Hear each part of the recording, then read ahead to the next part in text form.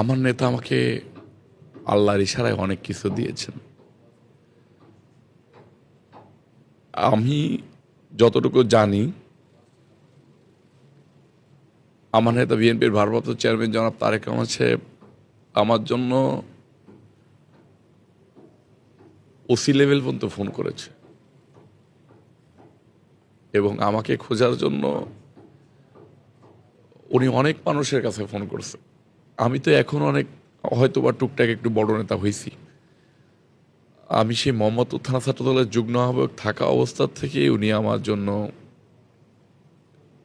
মানে প্রশাসনের কাছে বলে। আমি তো তেমন বেশি ধনী পরিবারের সন্তান না। উনি আমার সব কয়বারের চিকিৎসাটা আমার নেতা বিএনপির ভারপ্রাপ্ত চেয়ারম্যান তারেক রহমান সাহেব করিয়েছেন। এটা আমি মানে আমাকে পুলিশ এমনভাবে টর্চার করছে যে আমাকে যদি উনি চিকিৎসাটা না করাতো তাহলে হয়তো বা আমার সুস্থ হয়ে ফেরাটা সম্ভব ছিল না। আমাকে এত মামলা দিয়েছে যে উনি যদি আমার মামলাগুলা টেক কেয়ার না করতো, তারেক রহমান সাহেব যদি আমার মামলাগুলা টেক কেয়ার না করতো তাহলে হয়তো বা আমি ওই যে বাংলা মোটরের পুলিশ মার্ডার মামলা আমাকে দিয়ে দিছিল, ওই মামলায় ওই সময় আমার জেল হয়ে যেত। উনি বিভিন্ন ওয়েতে মানে কোর্ট কাছারি আর পুলিশ প্রশাসন তো টাকা ছাড়া কিছু চিনত না হাসিনার আমলে। উনি বিভিন্ন নিজের তদবির বাদেও টাকা পয়সা দিয়ে উনি অনেক মামলা যাতে লেন্দি হয় টাইম এক্সটেন্ড করে করে করে করে একটা পর্যায়ে নিয়ে আসছে আর কি। তো আমি শুধু আমার আল্লাহ হিল্লা হিসেবে আমি তারেক রহমান সাহেবের প্রতি কনফিডেন্স রাখি।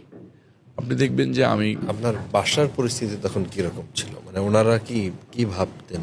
আমার বাসার পরিস্থিতি কেমন ছিল আসলে আমি বলি, আমি কিছুদিন আগেও যুবদলের ওই যে গুম খুনের পরিবারদেরকে সহযোগিতা করার সময় বলেছি যে আমাদের লাইফের হিস্টোরি যদি নেওয়া হয় 50টা তামিল মুভি হবে, সেটা শেষ হবে না। তারপরও আমাকে যখন গুলি করে হসপিটালে রাখা হয়েছে তখন আমার মাকে আমার পাশে থাকতে দেয় না। আমার মা বাথরুমে, মানে ঢাকা মেডিকেলের বাথরুম তো কেমন, আপনি ঢাকা মেডিকেল ফ্লোরগুলাই তো আপনি কেমন এটা বুঝতে পারেন।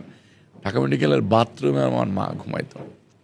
আমার হাতে হ্যান্ডকাপ পরাই লাগতো, হ্যান্ডকাপ পরায়ে গরুর মতো দড়ি দিয়ে টেনে নিয়ে ওই দূরে একটা খুঁটির সাথে বেঁধে রাখতো।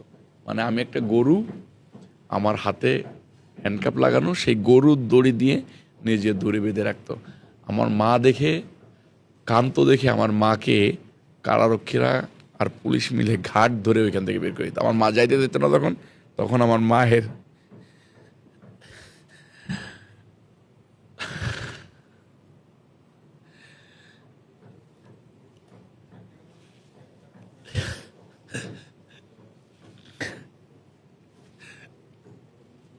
আমার মায়ের ঘাট ধরে নিয়ে বের করে দিত। আমার মা বাথরুমের কাছে যে ঘুমাইত।